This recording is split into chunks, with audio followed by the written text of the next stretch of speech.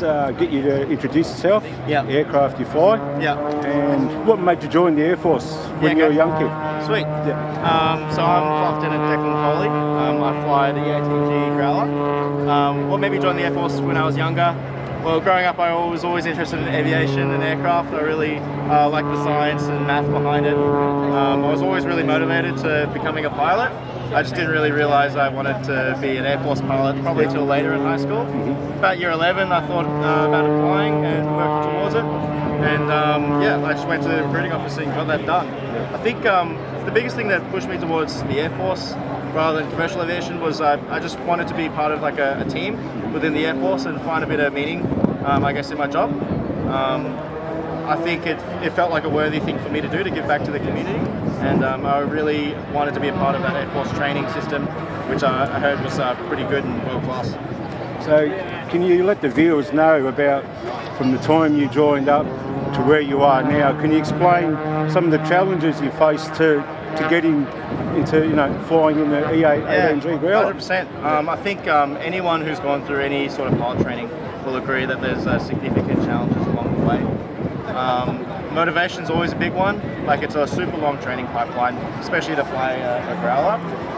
Staying motivated is the biggest thing, and making sure you're checking in with yourself and reminding yourself why you do it.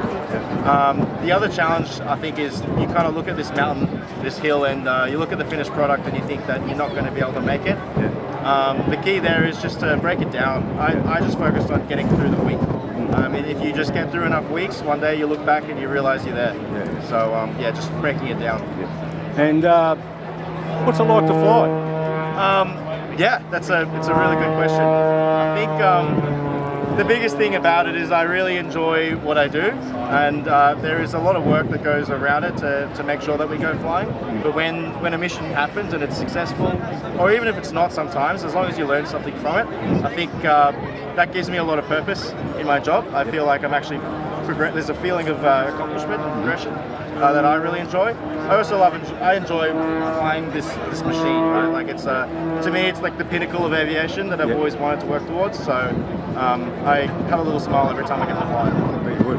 So, just for the young viewers watching, what advice would you give young boys and girls that are wanting a career in the ADF or the RAAF in particular? What advice would you give them? Yeah, that's a really good question. I think the best couple things I would say is that you just get started. Like, have a plan. Don't look at the end goal too much. Just have a plan, and what can you do now to get working towards that? Whether that's taking school seriously, having some sort of study plan, getting involved in school sports, some sort of team sport, developing yourself. If you just take those little steps now, start working towards your goal, you'll find that over time, one day you'll just look back and you'll realize how far you've come. And that's the second thing I would say, is enjoy the journey. Like, it's a super long process to become a fast jet pilot, and you're pretty much subscribing yourself to lifelong learning. So if you can find a way to enjoy that process and enjoy that ability to learn things and learn new things, it's going to give you a really good advantage when you finally get there and you realize that there's always more learning to be done.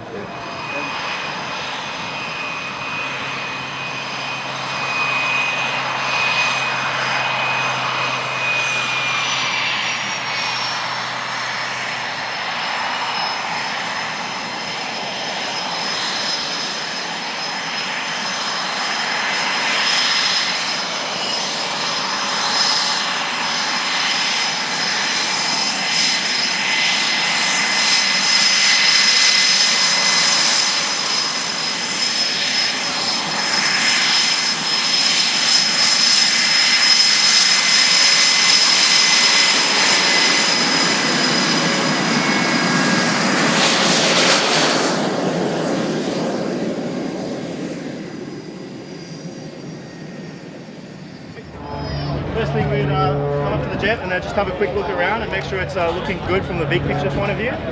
We typically actually start from this side of the jet. And I'm checking that the safety switches are all in the correct position, that I can go under the jet and not have any coordinates go off while I'm under there. Now, we're looking through the jet, and I like to have a look at the AOA probe here and the pitot probe, make sure that they're not covered like it is right now. Make sure that the covers are removed and we're fit to fly. I come around, looking at the nose cone, make sure nothing's cracked, just generally inspecting the state of the aircraft. Come here, we've got our backup instruments as well here. I'll make sure that they're operating normally and that the cover is removed as well. As we come through here, usually on a walk around, all these panels would be open and exposed to us, and we can check a lot of circuit breakers and make sure the electrics are in the right spot. There's a panel here as well that we can tell the aircraft what underwing stores to expect, and we'll make sure that's set correctly. As we make our way around the jet, I'm just making sure that behind this cover all the air intakes are looking clear and free from debris, and making sure all the blades look good. And we'll come here and I'll start checking the first of our underwing stores. So I'll make sure that this right hip station is set correctly and that we've got the correct configuration in there. I'll make sure that this big fuel tank here is set latched on correctly and that the pylon is locked. And then we've got our explosive bolts in here, which are primed and able to jettison the fuel tank if we need to. As we come around here, I'll be looking at our LQ99 jamming pod. We'll be making sure that the rotor can spin freely and that it's fit for flight. And we're looking at the same sort of things. We're looking at the pylon, we're making sure it's all locked, making sure the explosive bolts are in, and there's some things that we're checking on this pod as well to make sure it's serviceable. As we move on here, this is one of our training weapons here, an AGM-88 Echo Argon. This one's just a dummy, so it's not live, but we'll still do the same process to make sure that we get the good habit patterns sorted. I'll be checking the same things again that I did on the last pylons, as well as doing some checks about this weapon itself. But another big one too is that we'll make sure it's in the safe position, and when the appropriate time comes, we'll have some techies armoured up for us when we're ready to fly. This thing here is a wing fall pin. Essentially, we're making sure that these pins are removed and safe for flight as well. Just generally looking around at the wing, making sure that there's nothing dripping off on the ground. These big hydraulic pistons here under the control surfaces, we're making sure that there's no liquid coming out of them and it's not pulling hydraulic fluid.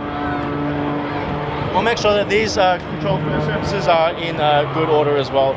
These are the things that keep us flying and keep us in controlled flight, so it's really important that they're in one piece.